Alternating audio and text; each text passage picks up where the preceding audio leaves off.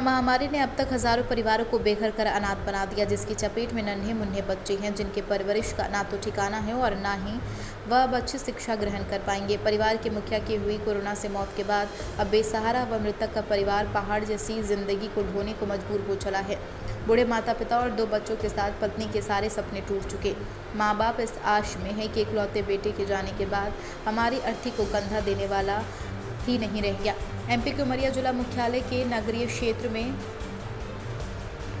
सिंगटोला में एक ऐसी दर्दनाक कहानी जहां पर परिवार के साथ खुशी खुशी जीवन व्यतीत करने वाले सूरज रैदास का सूरज ही कोरोना से बोझा दिया। अब सूरज के परिवार में अंधेरे के अलावा कुछ नहीं बचा। सूरज ने पिछले 10 महीने का दुधमुहा बेटा और अपनी पत्नी सहित 10 वर्ष का एक और बेटा व बूढ़े माँ बाप को छोड़कर चला गया। परिवार के भरण पोषण की जिम्मेदारी किसकी होगी, यह कह पाना मुश्किल होगा।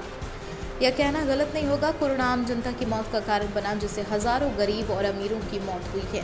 यहाँ तक कि कोरोना से राजनेता भी नहीं बच सके हैं, लेकिन मौतों का लाशों पर राजनीतिक रोटियां आज भी सेकी जा रही है और सरकार के नुमाइंदे आंकड़ों के खेल में सिर्फ अपनी जेबें भरने का काम कर रही हैं। न्यूज़ 24/7 इंडिया के लिए संजय तिवारी की रिपोर्ट। क्या नाम है आपका? ललिता रैदास। कैसे खत्म हो गया आपका पति? कोरोना में। कौन देख रेख करेगा? पता नहीं। कितने बच्चे हैं? 2। कैसे पालन पोषण करेंगे, क्या करेंगे मेहनत मजदूरी करके।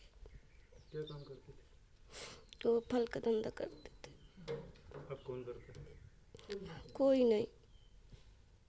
सरकार से अब क्या चाहती हैं? सरकार से मदद चाहते हैं।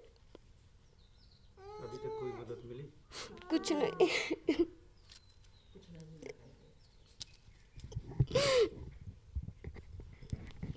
कुछ मदद नहीं मिला हमको अभी कुछ।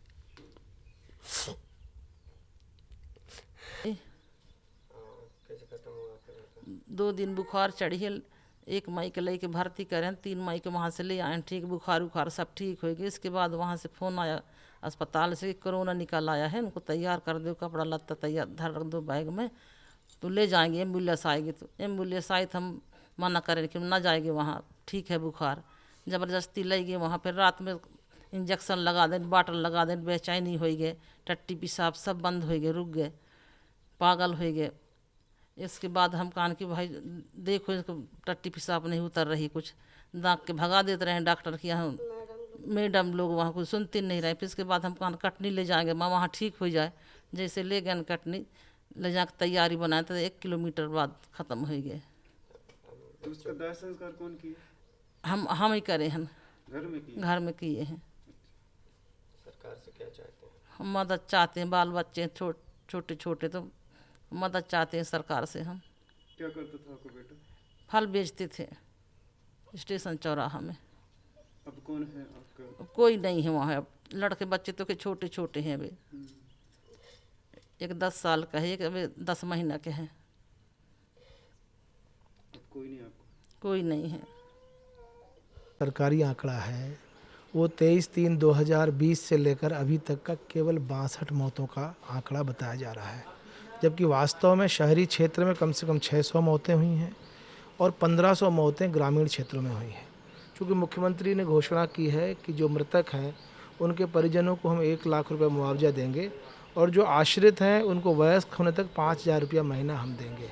तो सरकार केवल 60 लोगों को जो कोरोना से मरे हैं 2000 और सरकार 62 लोगों का आंकड़ा बता रही है, तो वो कैसे उनको मुआवजा देगी और कैसे अपनी घोषणा का पालन करा पाएगी।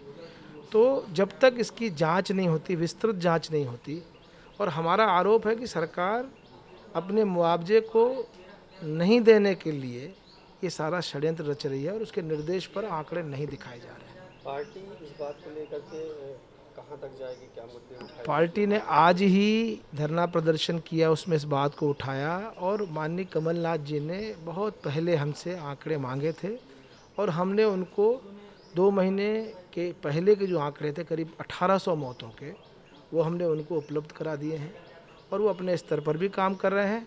लेकिन चूंकि आप मौतों पर भावनाओं से खेलने का काम कर रहे हैं मुख्यमंत्री जी, और जो मृतक हैं जिनका सब कुछ चला गया है इस कोरोना की बीमारी में, और उसको उन्होंने वो राहत देने की बात कर रहे हैं। वो जिंदा जब थे तब वो दवाई नहीं दे पाए, मरने के बाद उनका वो अपमान कर रहे हैं।